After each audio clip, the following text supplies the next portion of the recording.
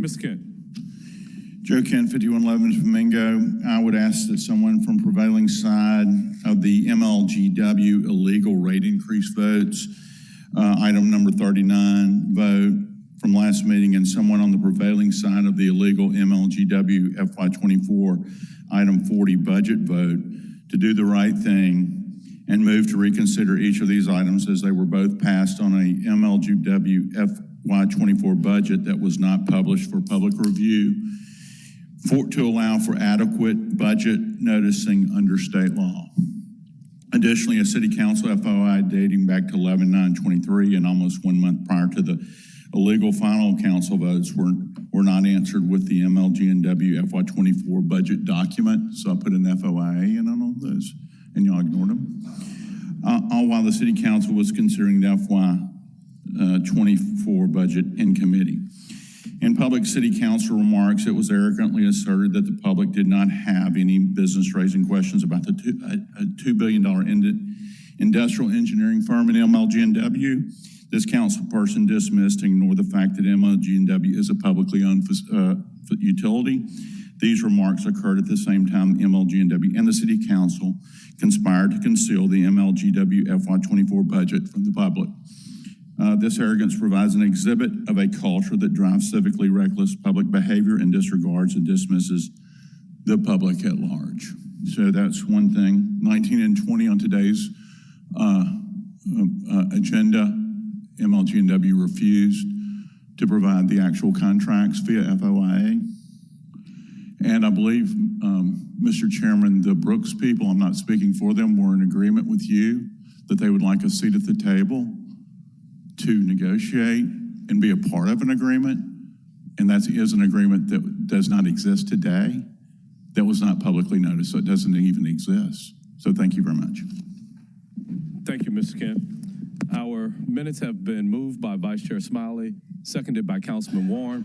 Madam Comptroller, will you please prepare the voting screen?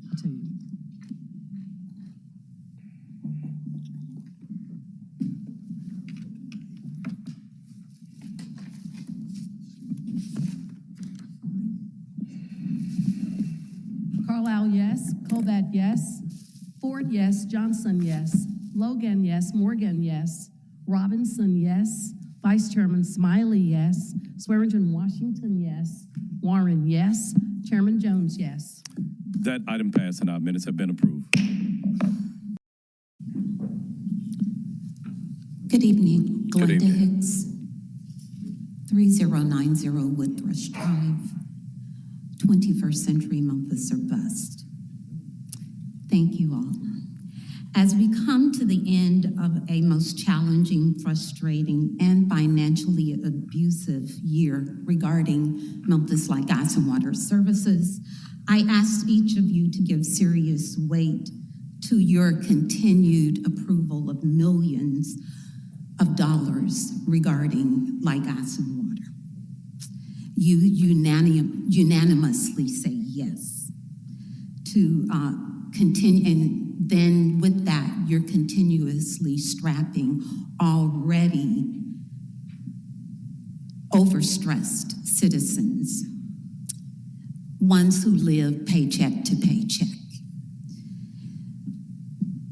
Of course, we understand that this council recently approved a rate increase that's going to seriously impact the citizenry.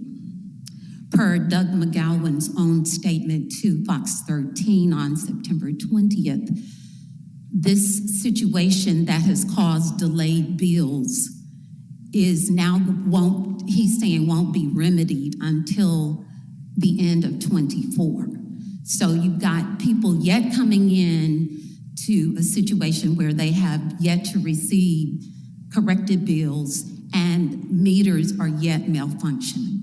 So I ask this council to take this situation into serious consideration as you move forward with any requests from MLGW. Thank you. Thank you.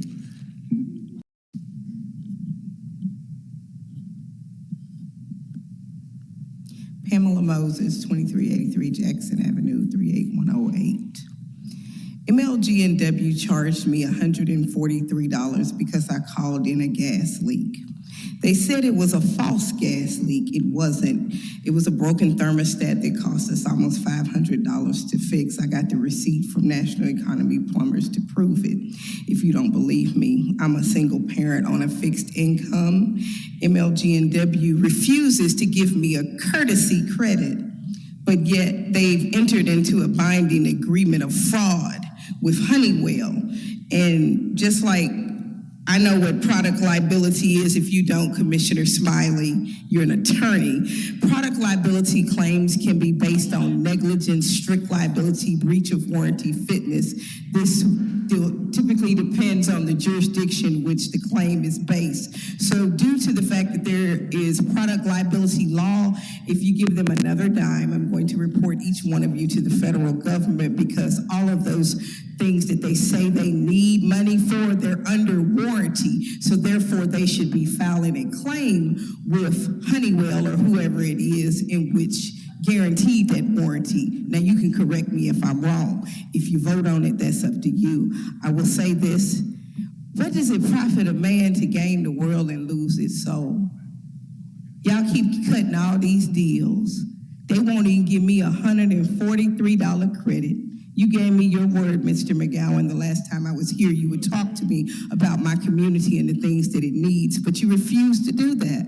You refuse to talk to me about my community, but you're getting ready to put gates up.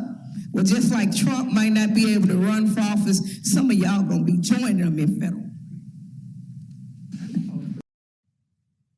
Good morning, everyone. Good morning.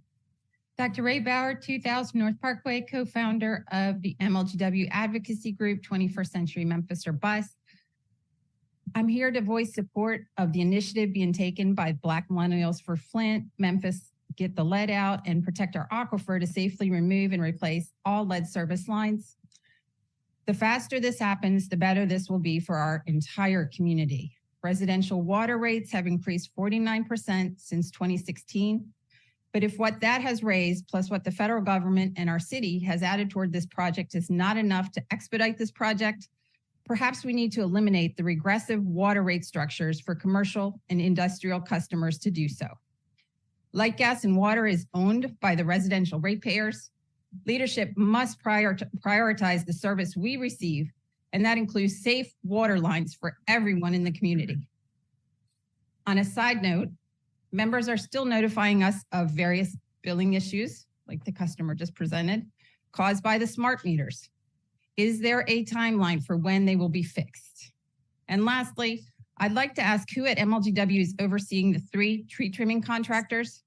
Someone reported to us that the Lewis tree trimming trucks were in the Keswick Soulgrave area yesterday when they dropped a limb on the lines and knocked the power out. Who at MLGW is making sure that those 3 tree trimming contractors are providing quality service? And is this something similar by chance to what knocked the power out yesterday for over about 16,000 customers? Thank you. Thank you, Dr. Bauer.